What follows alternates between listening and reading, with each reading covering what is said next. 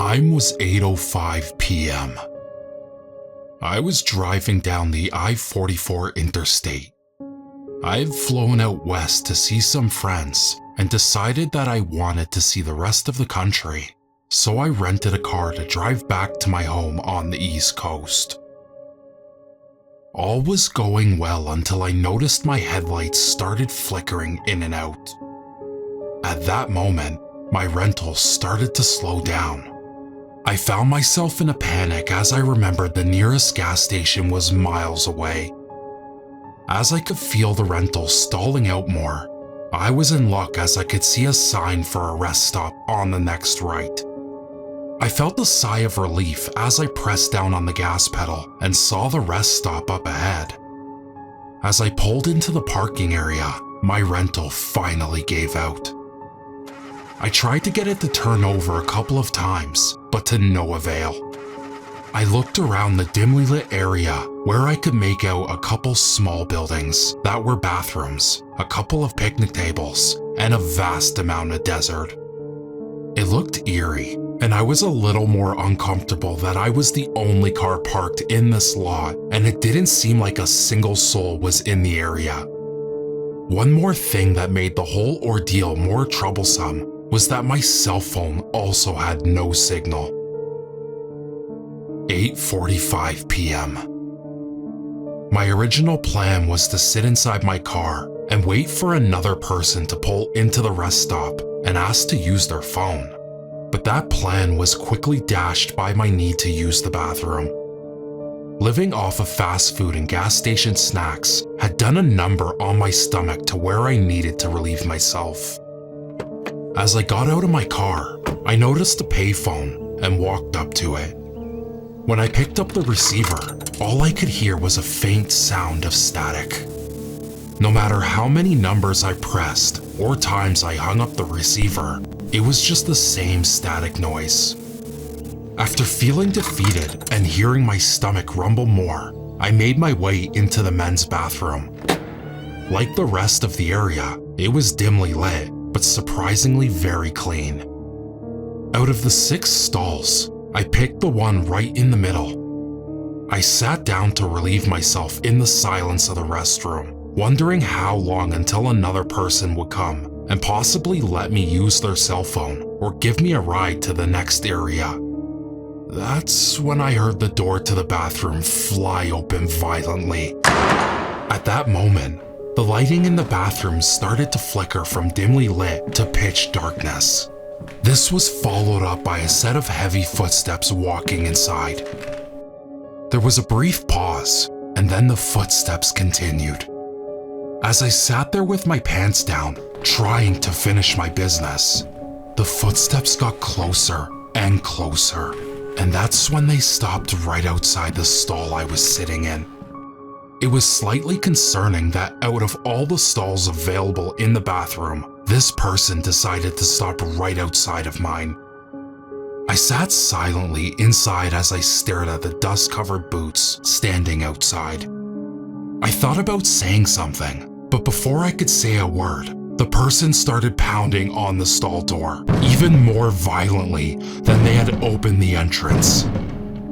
There would be a brief pause for a few seconds, and then they would start hitting it excessively again.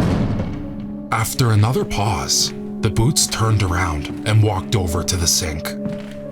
I could hear the running water and the splashing as it sounded like the person was washing their hands. Finally, I heard the footsteps moving away and back towards the door which they had entered. They stopped again for another minute and then opened the door aggressively and exited. I wiped myself and pulled my pants up quickly. I exited the stall to notice that the person had left the water still running. I walked up to the sink and looked down to notice the drain was surrounded by a ring of brown that looked like sand from outside. But what was more worrisome was outside of the rings were little stains of red. I raised my head up and looked to see where someone had carved a message in the mirror.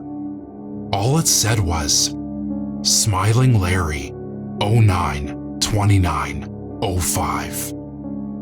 I quickly pulled out a small pocket knife and walked outside of the bathroom.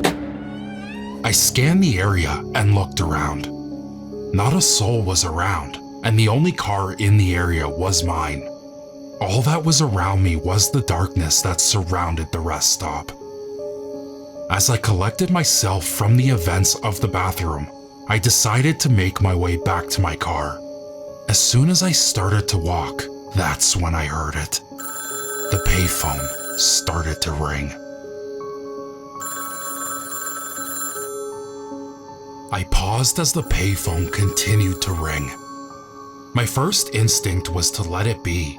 After all, who calls a payphone at a rest stop? When I had tried to use it before, it seemed like it was busted with nothing but static noise coming from the receiver. However, I also wanted the hell out of this rest stop after the experience in the bathroom, especially with my cell phone not having signal. I could very well have a faint chance that the person on the other line could help me. As I turned around and walked to the payphone cautiously, keeping my guard up and looking around the area to make sure my bathroom friend wasn't lurking around, the phone kept ringing as I moved closer to it. I stepped right in front of it, questioning one more time if I should pick it up, but I relented. Hello? The noise on the other end was the familiar static from before, but another sound was there as well. The sound of a voice in the distance, but it was distorted and hard to understand. The only thing I could recognize was it was saying the same thing over and over. The static kept burying the voice where it was inaudible. Hello? I said loudly. Out of sheer frustration, I took the receiver and slammed it against the rest of the payphone.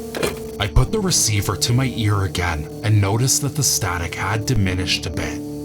I took it again and smashed it against the phone a few more times for good measure. When I put the phone to my ear, I noticed that the static was almost gone.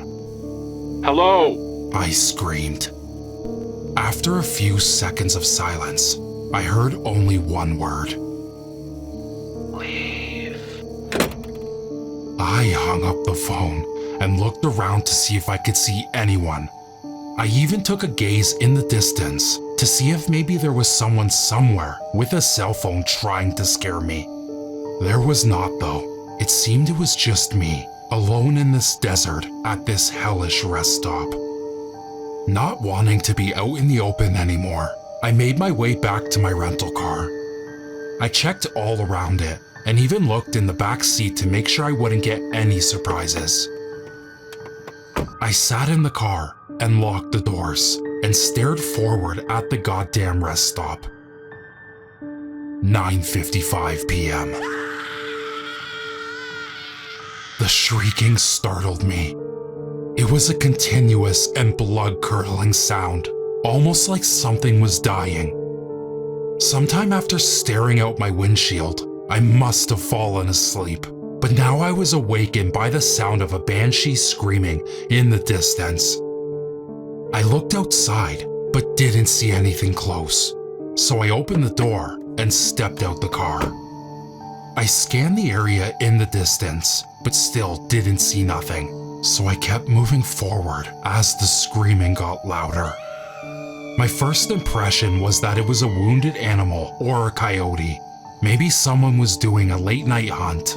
Either way, I had to find out the source of the noise. Maybe I would get lucky and find someone who could help me get the hell out of this area.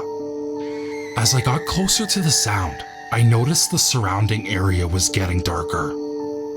I turned around to realize that the dimly lit rest stop was now almost 70 yards away. I pulled out my cell phone and turned on my flashlight and started moving towards the louder screams. It was now closer, and while I was terrified, I decided to push forward. I started to walk forward as the sound of the scream increased. Then I shined my light in front of me. At that moment, I realized that the shrieking sound was not a wounded animal. It wasn't an animal at all. It was a person, and she was standing right in front of me, covered in blood. The woman looked as if she was in her mid to late 20s. She was dressed in a white tank top and a pair of jeans, all with bloodstains covering them. Her hair was blonde and messy, with small red streaks from blood running through it. Her mascara was running down her face, and her eyes were bloodshot red. She looked right at me as if she was staring right through me. "Are you okay?" I asked stupidly. She stood there with tears streaming down her face and started screaming at an eardrum-shattering level. I tried to move closer to her, but she would just back away screaming. I paused and held my hand out to show her that I meant no harm, but she just kept screaming. "Look, I want to help you. Please, I'm not going to hurt you." She let one more deafening scream out and then stopped. She looked at me one more time and sat down on the ground. She held her knees and started rocking herself back and forth while sobbing. I moved a few inches closer and shined my cell phone's flashlight on her as she buried her head into her knees. Her arms were covered in small cuts, and the back of her head looked like it had a small gash that was leaking small amounts of blood. "Can you tell me your name? Who did this to you?" I asked. She looked up at me and let out a loud wail. She tucked her head back down and started muttering something incoherently. She was clearly in some kind of shock, and there was nothing I could do to get her to communicate with me.